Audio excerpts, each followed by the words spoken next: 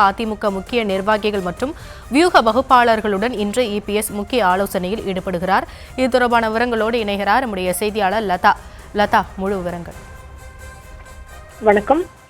சட்டமன்ற தேர்தல் அடுத்த மாதம் 23ஆம் தேதி அறிவிக்கப்பட்டிருக்கும் நிலையில் அதிமுக சார்பில் தொகுதி பங்கீடு தொடர்பாக இன்று இபிஎஸ் முக்கிய ஆலோசனையில் ஈடுபட இருப்பதாக தெரிவிக்கப்பட்டிருக்கிறது.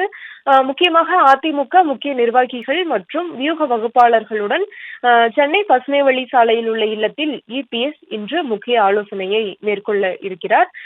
கூட்டணி கட்சிகளை பொறுத்தவரைக்கும், அதிமுகவில் இருக்கும் கூட்டணி கட்சிகளை பொறுத்தவரைக்கும் ஏறத்தாழ எத்தனை தொகுதிகள் என்று முடிவாகிவிட்டது. அதில் 1-2 கூட குறைய இருக்கலாமே தவிர ஏறத்தாழ எண்ணிக்கை எல்லாம் முடிவாகிவிட்டது. இருப்பினும் கூட சிறிய சிறிய சிக்கல்கள் இருப்பதாக சொல்லப்படுகிறது. உதாரணமாக, ஒரே தொகுதியை 2 கட்சிகள் கேட்கக்கூடியது.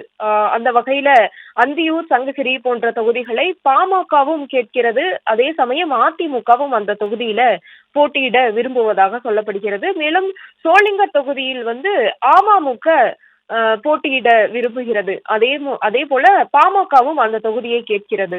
மேலும் மதுரை தெற்கு அதிமுக அந்த தொகுதியில் போட்டியிட விரும்பும் நிலையில் பாஜக அந்த தொகுதியை கேட்கிறது. இது போன்ற சிறிய சிறிய சிக்கல்கள் அந்த பேச்சுவார்த்தைகளில் இருக்கக்கூடிய நிலையில அதை நிவர்த்தி செய்யக்கூடிய வகையில் இன்று இபிஎஸ் முக்கிய ஆலோசனையில் ஈடுபட இருப்பதாக தகவல் கிடைத்திருக்கிறது. எனவே இன்றைய தினம் அதிமுகவின் முக்கிய நிர்வாகிகள் மற்றும் வியூக வகுப்பாளரோடு அவர் இன்றைய தினம் பேச்சுவார்த்தையில் ஈடுபட இருக்கிறார். அதற்கு பிறகு கூட்டணி கட்சிகளை சார்ந்த தலைவர்களையும் கூட அவர் சந்திக்க இருப்பதாக தகவல்கள் கிடைத்திருக்கிறது. எனவே தேர்தலுக்கு இன்னும் சில நாட்கள் தான் இருக்கிறது. அடுத்த மாதம் 23ஆம் தேதி தேர்தல் நடைபெற இருக்கும் நிலையில வரும் 31ஆம் தேதியிலிருந்து வேட்புமனு தாக்கலும் கூட தொடங்கி இருக்கிறது.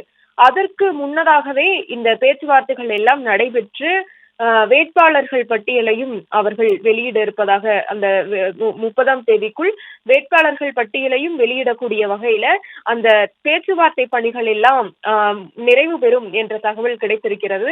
அந்த வகையில தான் இன்றைய தினம் இபிஎஸ் நிர்வாகிகளோடு முக்கிய ஆலோசனையில் ஈடுபட இருக்கிறார்.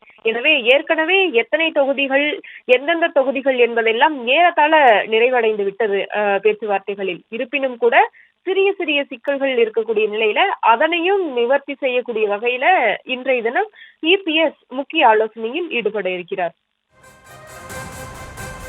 விவரங்களுக்கு நன்றி லதா.